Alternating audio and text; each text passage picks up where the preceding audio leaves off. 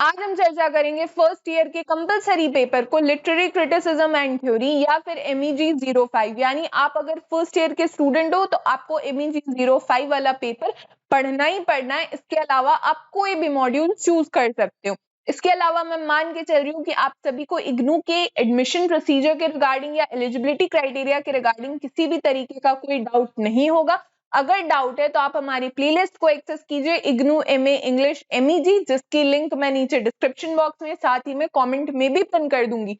यहाँ से आप ये भी चेक कर सकते हो कि इग्नू MA इंग्लिश के आप सॉल्व्ड असाइनमेंट भी परचेज कर सकते हो। अब हम आगे बढ़ते हैं अपने पेपर की तरफ। सबसे पहले एक बात आप लोग समझ के रखो कि लिटरेरी क्रिटिसिज्म एंड थ्योरी में टोटल 8 ब्लॉक्स हैं। कि इन 8 ब्लॉक में जो पहला ब्लॉक है वो एक सिंपल सा इंट्रोडक्शन है कि लिटरेरी क्रिटिसिज्म होता क्या है, उसके डेफिनेशंस क्या है, उसकी फंक्शंस क्या है।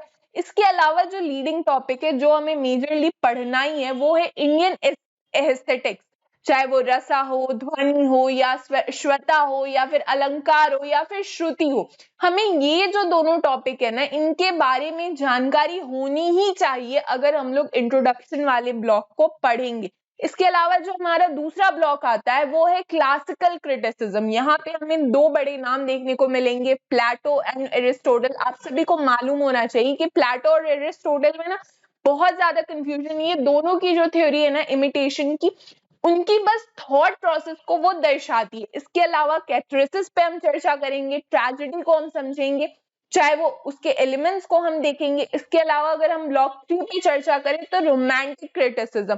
रोमांटिक क्रिटिसिज्म में जो 3 बड़े नाम आते हैं हमारे नेचर पोएट विलियम वर्ड्सवर्थ, चाहे ST कॉलरिज, PB शेली, ये तीनों बड़े नाम आपको हमारे ब्लॉक 3 में देखने को मिलेंगे ही मिलेंगे।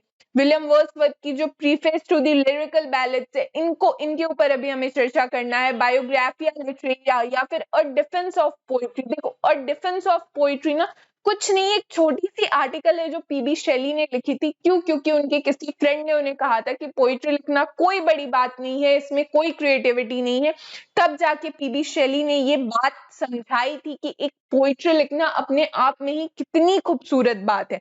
ब्लॉक 4 की तरफ अगर हम आगे बढ़े तो हम न्यू क्रिटिसिज्म पढ़ेंगे। यहाँ पे हम देखेंगे IA रिचर्ड्स के थॉट प्रोसेस को, TS एलियट के थॉट प्रोसेस को, विम सैट के थॉट प्रोसेस को। देखो इसके अलावा भी बहुत से नाम है, चाहे वो ब्रुक्स हो या फिर कोई और हो, लेकिन ये जो 3 बड़े नाम है ना ये आपके लीडिंग टॉपिक्स में से, यहाँ से आपके क्वेश्चंस रहते ही रहते हैं थ्योरी के पेपर में।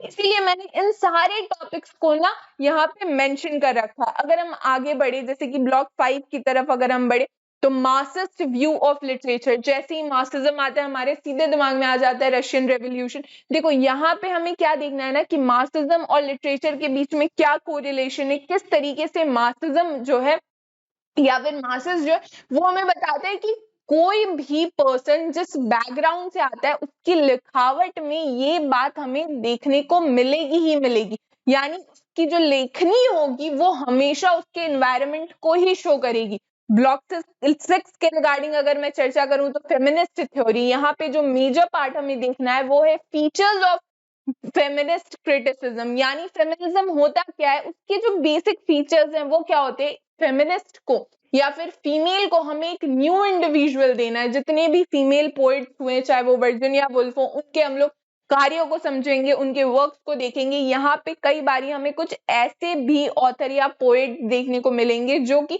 वो अपने आप में मेल है लेकिन उन्हें लिखा किसके ऊपर है, फेमिनिज्म के ऊपर लिखा है। उसके बाद ब्लॉक 7 जो है वो हमारा डीकंस्ट्रक्शन है। ब्लॉक 8 जो है कॉन्टेम्पररी लिटरेरी थ्योरी है। देखो अगर आप क्वेश्चन पेपर की डिजाइनिंग को समझोगे ना तो आप ये देखोगे कि ब्लॉक 7 और ब्लॉक 8 से ना कभी कदाल आपको क्वेश्चन देखने को मिल जाएगा। अगर मैं पिछले 10 साल की बात करूं ना तो पिछले 10 साल में शायद मुझे लगता है कि 4 से 5 बार या फिर मैक्सिमम 3 से 4 बार ही ऐसा हुआ होगा कि ब्लॉक 7 और ब्लॉक 8 से क्वेश्चन आया ही होगा। लेकिन इसमें जो सबसे इंपॉर्टेंट ब्लॉक है वो है फेमिनिस्ट थ्योरी की। कैसे एक फीमेल को लिटरेचर में कैसे डे वन से उन्हें स्ट्रगल हो रहा था, कैसे वो छुप छुप के लिखती थी, कैसे उन्होंने आखिरी समय में भी अपने बहुत से वर्क को पब्लिश करने में बहुत ही ज्यादा जद्दोजहद की है।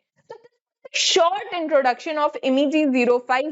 बाकी आप हमारे एप्लीकेशन से आप सॉल्व्ड असाइनमेंट भी परचेज कर सकते हो या लेक्चर सीरीज प्लस नोट्स भी परचेज कर सकते हो अपने सब्जेक्ट के अनुसार। आपको सिंपल सा करना क्या है कि आपको हमारे एप्लीकेशन को डाउनलोड करना है डेली बाइट्स। जैसे ही सेकंड पेज जो आपके पास ओपन होगा वहीं पे इग्नू वाला जो टाइल्स है उस पे आपको क्लिक करना है और उसके बाद ही आपके सामने जो भी लेक्चर सीरीज है या फिर असाइनमेंट है सब्जेक्ट वाइज आपके सामने ओपन हो जाएंगे। इसके अलावा आप पीडीएफ में भी हमारे असाइनमेंट को परचेज कर सकते हो। सिंपल सा करना क्या है कि आप सिर्फ और सिर्फ MEG 500 लिख के आप हमें व्हाट्सएप करो। 24 to 48 आवर्स का आप वेट करोगे, उसके बाद आपके पास एक पेमेंट की लिंक जाएगी जहां पे आपको 500 का पेमेंट करना और उसके बाद आपके पास पीडीएफ चली जाएगी आपके सब्जेक्ट के अनुसार आपके असाइनमेंट्स की।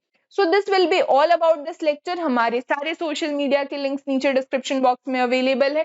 Do comment us, do subscribe daily bytes. Thank you so much.